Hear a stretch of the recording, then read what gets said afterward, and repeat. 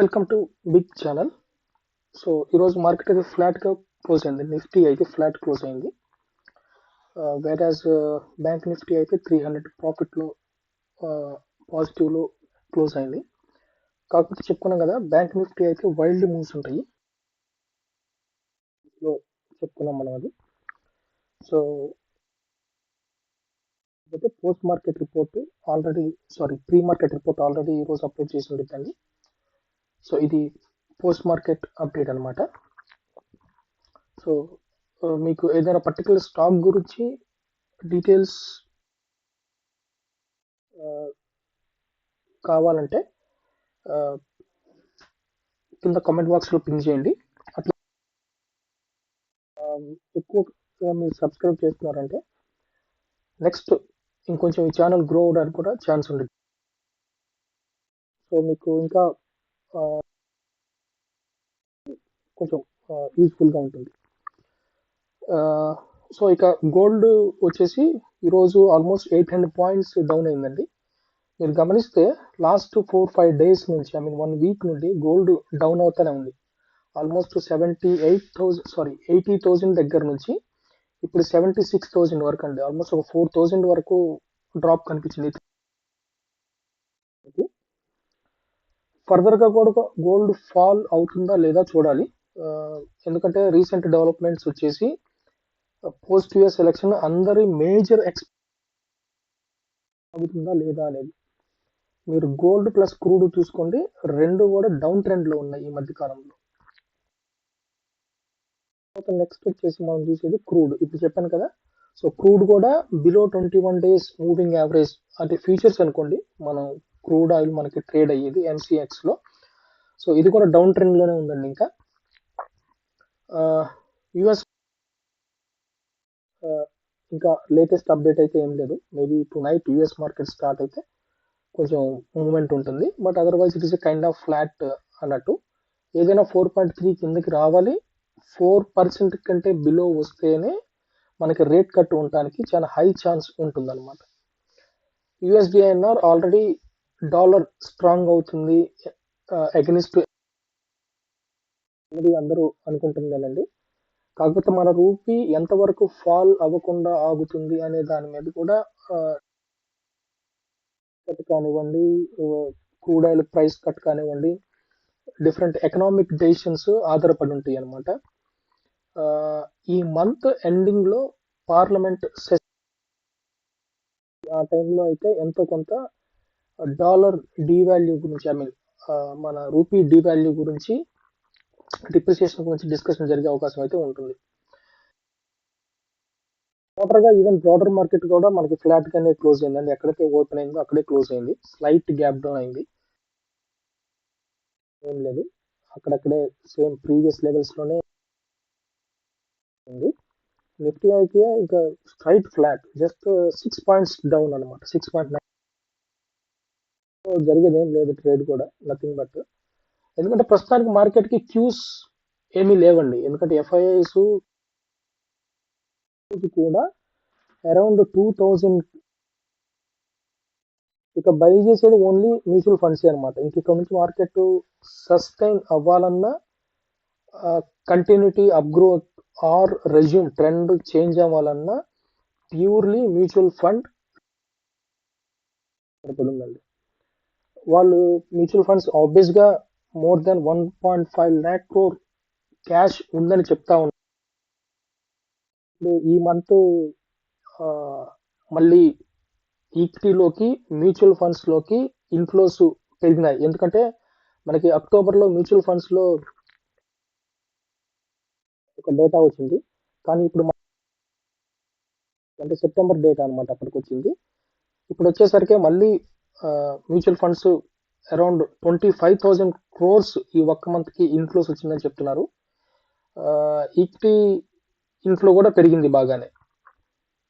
So 24,000 ఉంటే 24,500 crores, అక్టోబర్కి వచ్చేసి 25,323 crores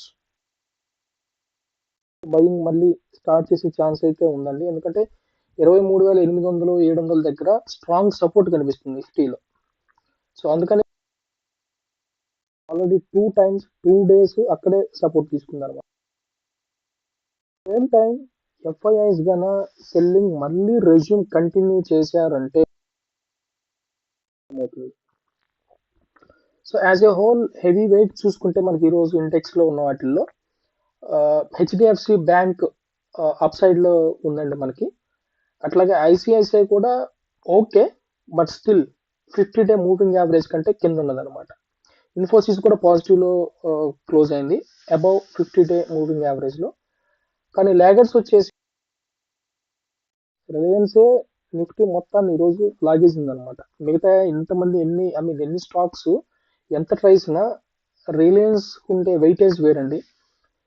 to be fact ఈ మధ్య కాలంలో హెచ్డిఎఫ్సి బ్యాంక్ అనేది కనుక లేకుండా ఉండి ఉన్నట్టే, ఎందుకంటే ఆల్రెడీ 21, 22, 23లో చాలా వరకు FIIs or some high net worth equity investments exit అయ్యారు అన్నట్టుగా న్యూస్ చెప్తా ఉందన్నమాట. అందుకని ఇంక దాంట్లో మళ్ళీ ఎగ్జిట్ అవడానికి సపరేట్ గా ఏ ఛాన్స్ లేదు ఇంకా. అదీ కాక గ్లోబల్ ఇండెక్స్ లో హెచ్డిఎఫ్సి బ్యాంక్ వెయిటేజ్ పెంచుతున్నారు కాబట్టి సస్టైన్ అవుతుంది. ఇంకా ఎఫ్ఐఎస్ ఏమన్నా వస్తే మళ్ళీ హెచ్డిఎఫ్సికే వస్తారు టాప్ లైన్ లో అనేది ఒక ఎక్స్పెక్టేషన్. సో ఇక పర్టికులర్ రిలయన్స్ కి వచ్చేస్తే ఈ రోజు గ్యాప్ డౌన్ లో స్టార్ట్ అయిందండి. రిలయన్స్ కి సంబంధించి ఒక విచిత్రం చూడండి. ఈ రోజు జస్ట్ న్యూస్ బయటకు చెప్తున్నారు అందరూ, కొన్ని న్యూస్ ఛానల్స్ మార్జిన్స్ పడిపోయినాయి, జియో సబ్స్క్రైబర్స్ తగ్గిపోవటం వల్ల, లేదంటే కెమికల్ వల్ల, ఇవన్నీ ఇప్పుడు చెప్తా ఉన్నారు. న్యూస్ రిజల్ట్స్ క్వార్టర్లీ రిజల్ట్స్ ఉంటాయి కదా, మార్చి 23లో 15.22% ఉందన్నమాట. డిసెంబర్లో 11.93 ఉంటే ఆల్ ఆఫ్ సడన్ మార్చి 23కి 4% పెరిగింది. అక్కడ చూడండి, ఆల్మోస్ట్ 3.5, 3.7%. అక్కడ నుంచి స్టాక్ మీకు అప్ ట్రెండ్ తీసుకుంది. కానీ అట్ ద సేమ్ టైం మళ్ళీ వెంటనే జూన్ 23 క్వార్టర్ ఐ థింక్ ఇక్కడ నేను కొంచెం వేరే పెట్టినట్టున్నాను స్లైడ్ లో, బట్ అదర్వైజ్ మీకు ఇక్కడ ఈ స్లైడ్ లో చూస్తే మీకు కంటిన్యూషన్ గా డ్రాప్ అవుతుంది. మార్చ్ 23లో డ్రాప్ అయింది, డిసెంబర్ 23లో కూడా డ్రాప్ అయింది, అట్లాగే జూన్ 23లో కూడా డ్రాప్ అయింది. అసలు పీక్ వెళ్ళినప్పుడైతే 11% ఉంది.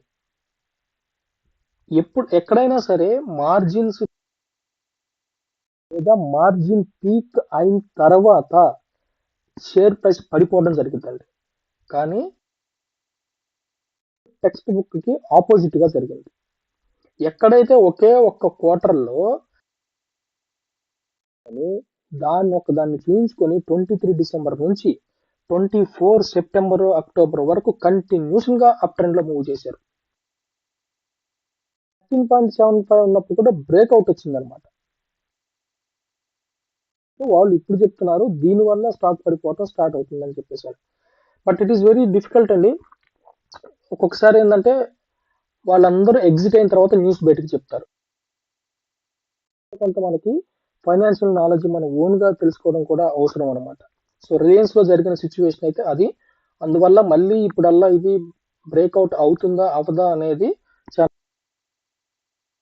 22, 23, 24 3 years మళ్ళీ ఐదర్ ఇప్పుడు రీటెస్ట్ అన్నా జరగాల. సో ఇప్పుడు పడిపోవడానికి అయితే రీజన్ చెప్పారు, మార్జిన్స్ తగ్గినాయని. అట్ ద సేమ్ టైం మరి అదే మార్జిన్స్ పెరిగితేనే స్టాక్ పైకి రావాలి కదా. సో మీరు Jio finance or Jio mobile some next వచ్చేసి ఐపీఓ వస్తుంది 25లో అని చెప్పారు. ఎందుకంటే వాళ్ళు స్టాక్ ల్యాప్టాప్ తీసుకెళ్ళడానికి చాలా న్యూస్లు అనౌన్స్మెంట్స్ ఇస్తారు. సో ఇఫ్ వాళ్ళు కనుక ఇవ్వదలుచుకుంటే ముందే ఇవ్వచ్చు, లేదా ఈ పాటికి ప్రాస్పెక్టస్ వరకు పూర్తి చేసి ఉండొచ్చు. ఆన్ ప్రాక్టికల్ ఉన్నదే ఆన్ పేపర్ ఉన్నది నమ్మటం కరెక్ట్ అండి. సో రిలయన్స్ అయితే చేసి ఈ బ్రేక్అవుట్ దగ్గర మళ్ళీ ఫర్దర్ గా అప్ సైడ్ ట్రెండ్ అవుతుందా లేదా సైడ్ వే. నెక్స్ట్ వచ్చేసి bank Nifty. So bank Nifty అయితే ఎక్కడికి పోతుంది ఏం లేదండి. సో సేమ్ 50-53 మధ్యలోనే అదే రేంజ్ లో ట్రేడ్ అవుతానే ఉందన్నమాట. అది last week bank option week అనమాట. నెక్స్ట్ వీక్ నుంచి ఇంకా బ్యాంక్ ఆప్షన్స్ వీక్లీ ట్రేడింగ్ లేదు, ఓన్లీ మంత్లీ ట్రేడింగ్ మాత్రమే ఉంటుందన్నమాట. సో మీరు చూస్తే వైల్డ్ మూవ్స్ ఉంటే ఏం చెప్పుకున్నాం బ్యాంక్ నిఫ్టీలో, ఆల్రెడీ గ్యాప్ డౌన్ లో స్టార్ట్ అయ్యి కూడా 800 పాయింట్స్ వన్ సైడ్ ర్యాలీ వెళ్ళిపోయింది అనమాట. మళ్ళీ అట్లాగే 400 points of the rally same అట్లాగే ఒక side one charges triangle options వాళ్ళకి యూజ్ ఉంటుందండి. తట్టుకోవడం అయితే చాలా కష్టం. ఇది లాస్ట్ వీక్ కాబట్టి ఇదంతా ఇండెక్స్ మేనేజ్మెంట్ జరుగుతూ ఉంటుంది ఇప్పుడు బ్యాంక్ నిఫ్టీలో మాక్సిమం. మిడ్ క్యాప్ కూడా 500 పాయింట్స్ వరకు 498 పాయింట్స్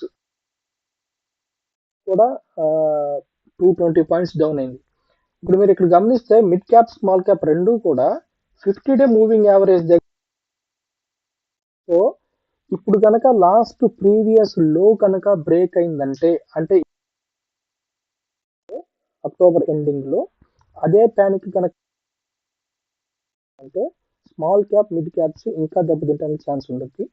సో ఇప్పుడు నేను చేసిన వీడియో ఏది కూడా బై ఆర్ సెల్ రికమెండేషన్ కాదండి. మీ ఓన్ అనాలిసిస్ మీరే చేసుకొని మీ ఫైనాన్షియల్ డెసిషన్ మీరే తీసుకోవాల్సి ఉంటుంది. నెక్స్ట్ వచ్చేసి ఎఫ్ఐఐడిఐ సెల్లింగ్స్. సో మీరు చూశారు.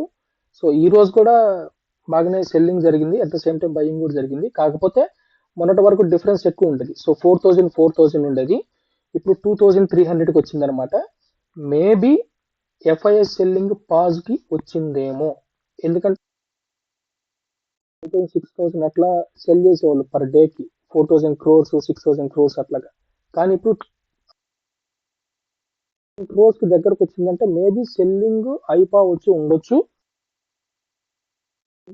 Up trend at least for short time కానీ అప్ ట్రెండ్ అయ్యే ఛాన్స్ అయితే ఉంటుంది. బట్ స్టిల్ 24,800 24,700 పైన రెసిస్టెన్స్ 25K పైకి అయితే వెళ్ళటం చాలా కష్టంగా కూడుకున్న పని ఈ మధ్య కాలంలో అయితే. సాగిలిటీ ఇండియా, స్విగ్గీ, ఏసీఎంఈ, నీవా బోపా ఇవన్నీ ఆల్రెడీ ఓపెన్ అయిపోయినాయి అండి. స్విగ్గీ ఆల్రెడీ క్లోజ్ అయిపోయింది కూడా, సాగిలిటీ కూడా అట్లా క్లోజ్ అయిపోయింది. స్విగ్గీకి రెస్పాన్స్ అయితే బాగానే ఉంది, కానీ గ్రే మార్కెట్ ప్రీమియం అయితే ఏమి లిస్ట్ అవుతుందా లేదా గెయిన్స్ తో లిస్ట్ అవుతుందా అనేది చూడాలి. ఒకవేళ మ్యూటెడ్ లిస్ట్ అయితే మాత్రం అన్లిస్టెడ్ షేర్లో కొన్న వాళ్ళకైతే కొంత లాస్ వచ్చే ఛాన్స్ అయితే ఉంటుంది. ఎందుకంటే మోర్ దాన్ 390 కూడా వెళ్ళింది, 400-420 వరకు కూడా వెళ్ళినట్టుంది. అది ఇప్పుడు కరెంట్లీ రన్ అవుతుందండి, ఈ రోజు క్లోజ్. నెక్స్ట్ వచ్చేసి జింకా లాజిస్టిక్స్, నీలం లైన్స్ అని వచ్చిందనమాట. సో ఈ రెండు ఐపీఓస్ గురించి నేను సపరేట్ వీడియో చేస్తాను మళ్ళీ. సో ఇప్పటికైతే సిచ్యువేషన్ ఇదండి. So please subscribe and comment about my channel. Thank you.